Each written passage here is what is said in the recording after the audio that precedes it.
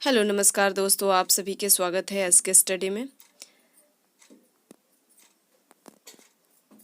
Semester 1 paper 3 paper code 103, जिसमें हम लोग पढ़ रहे थे बाल्यावस्था एवं उसका विकास। बच्चे में विकास किस प्रकार होता है, वृद्धि एवं विकास का मनोविज्ञान क्या है, वृद्धि क्या है, जिसमें एक एक अध्याय करके हम लोग पढ़ेंगे। नई शिक्षा नीति 2020 पर ये पाठ्यक्रम जो है आधारित है। अध्याय 1, जिसमें हम लोग शिक्षा मनोविज्ञान, उसका अर्थ क्या है, स्वरूप क्या है, उसकी आवश्यकताएं क्या है, ये सभी हम लोग पढ़ेंगे। जिसमें पिछले क्लास में हम लोग शिक्षा मनोविज्ञान का अर्थ एवं परिभाषाएं देख लिए हैं। अर्थ और परिभाषाएं। शिक्षा मनोविज्ञान का अर्थ जो होता है शिक्षा और मनोविज्ञान, जो ये दो शब्दों से मिलकर बना है। इसका शाब्दिक अर्थ जो होता है शिक्षा संबंधी मनोविज्ञान, जो हम लोग पिछले कक्षा में पढ़ ली। इसकी परिभाषाएं बहुत सारे वैज्ञानिक ने अपने अपने मत दिए हैं, जिसमें स्किनर के अनुसार जो बताए थे कि शिक्षा मनोविज्ञान उन खोजों की शैक्षिक परिस्थितियों में प्रयोग करता है जो कि विशेषतया मानव प्राणियों के अनुभव और व्यवहार से संबंधित है, स्किनर ने बताया। ऐसा ही क्रो ने, बहुत सारे वैज्ञानिक ने अपने मत दिए थे, जो हम लोग पिछले कक्षा में डिस्कस कर लिए हैं। जो बच्चे आज पहली बार इस सेशन में जुड़े हुए हैं वो पिछली कक्षा जरूर देख लें, जिसके लिए आप लोग के लिए बहुत ही महत्वपूर्ण रहेगा। शिक्षा मनोविज्ञान की प्रकृति या स्वरूप के बारे में हम लोग पढ़े, जिसमें शिक्षा मनोविज्ञान के सिद्धांत, नियम एवं विधियों का प्रयोग करके विद्यार्थी के अनुभव और व्यवहार का अध्ययन करने में सहायक होता है।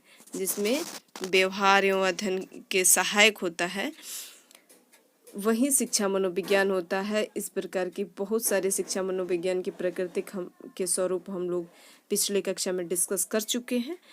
शिक्षा मनोविज्ञान के उद्देश्य क्या है, आज हम लोग पढ़ेंगे शिक्षा मनोविज्ञान के उद्देश्य क्या है, शिक्षा की आवश्यकता क्या है, शिक्षा की आवश्यकता, अध्यापकों के लिए शिक्षा मनोविज्ञान की आवश्यकता क्या है, शिक्षा मनोविज्ञान के क्षेत्र, शिक्षा मनोविज्ञान की उपयोगिता, एक एक करके हम लोग पढ़ेंगे। जिसमें आज पढ़ेंगे शिक्षा मनोविज्ञान के उद्देश्य।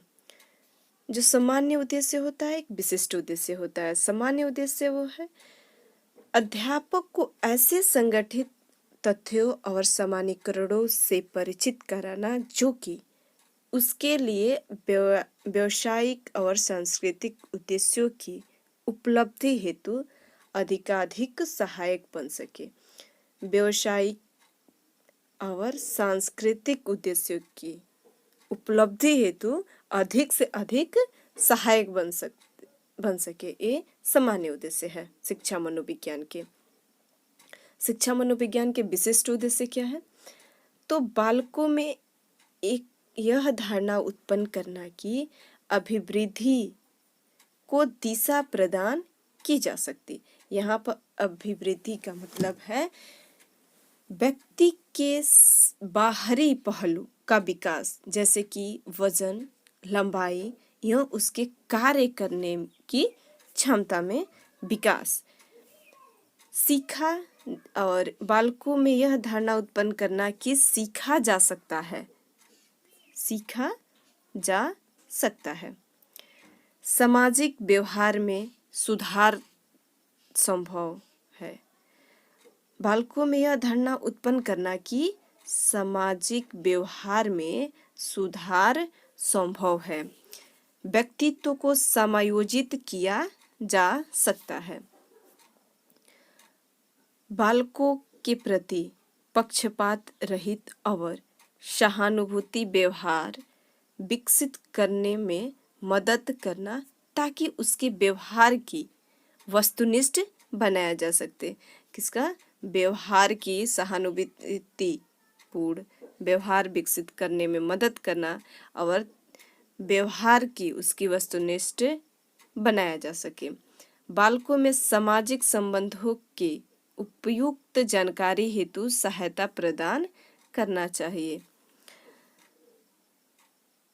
शिक्षण की समस्याओं को हल करने के लिए तथ्य और सिद्धांत प्रस्तुत करना, जैसे कि अनुदेशन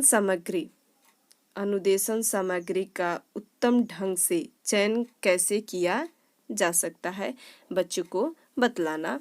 इस सामग्री का उपयोग बुद्धिमत्तापूर्वक कैसे किया जा सकता है, अधिगम प्रक्रिया को कैसे निर्दिष्ट किया जा ताकि विधि और सामग्री का अधिगम के लिए बाधक न बने।